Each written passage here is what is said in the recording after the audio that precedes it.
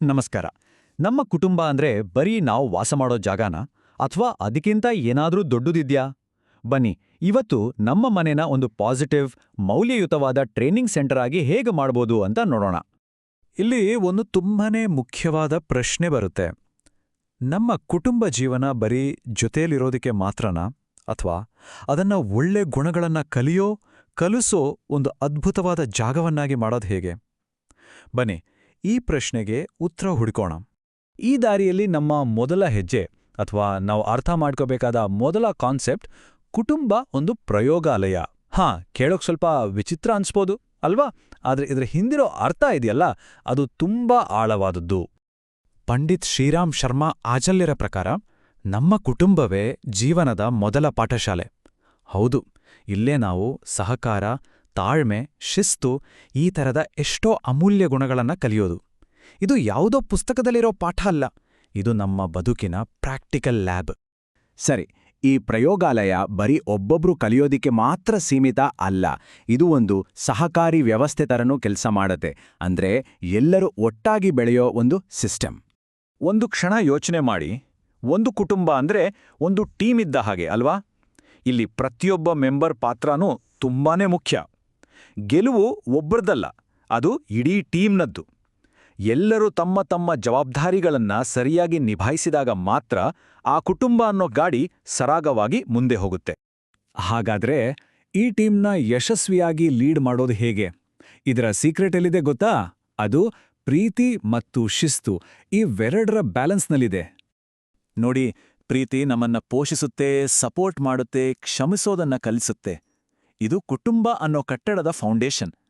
ಅದೇ ಹೊತ್ತಲ್ಲಿ ಶಿಸ್ತು ಇದೆಯಲ್ಲ, ಅದು ನಮಗೆ ದಾರಿ ತೋರಿಸುತ್ತೆ, ನಮ್ಮ ತಪ್ಪುಗಳನ್ನ ಸರಿಪಡಿಸುತ್ತೆ, ನಮ್ಮನ್ನ ಸ್ಟ್ರಾಂಗ್ ಮಾಡುತ್ತೆ. ಇವೆರಡೂ ಒಂದಕ್ಕೊಂದು ಪೂರಕ, ಒಂದಿಲ್ದ ಇನ್ನೊಂದಿಲ್ಲ. ಅದಕ್ಕೆ ನೋಡಿ, ಒಂದು ಮಾತು ಹೇಳ್ತಾರೆ, ಕುಟುಂಬದಲ್ಲಿ ಒಂದು ಕಣ್ಣು ಪ್ರೀತಿಯನ್ನ ನೋಡಿದ್ರೆ ಇನ್ನೊಂದು ಕಣ್ಣು ಶಿಸ್ತನ್ನ ನೋಡಬೇಕು ಅಂತ. ಯಾಕಂದ್ರೆ ಬರೀ ಪ್ರೀತಿ ಇದ್ರೆ ಅದು ಅತಿಯಾದ ಮುದ್ದಾಗಿ ಬದಲಾಗ್ಬೋದು, ಬರೀ ಶಿಸ್ತಿದ್ರೆ ಅದು ತುಂಬ ಕಠೋರ ಅಂತ ಅನ್ಸ್ಬೋದು. ಆದರೆ ಒಂದಂತೂ ಸತ್ಯ, ಶಿಸ್ತು ಇಲ್ಲದ ಕುಟುಂಬ ಯಾವತ್ತಿಗೂ ಮುಂದೆ ಬರಲು ಸಾಧ್ಯನೇ ಇಲ್ಲ.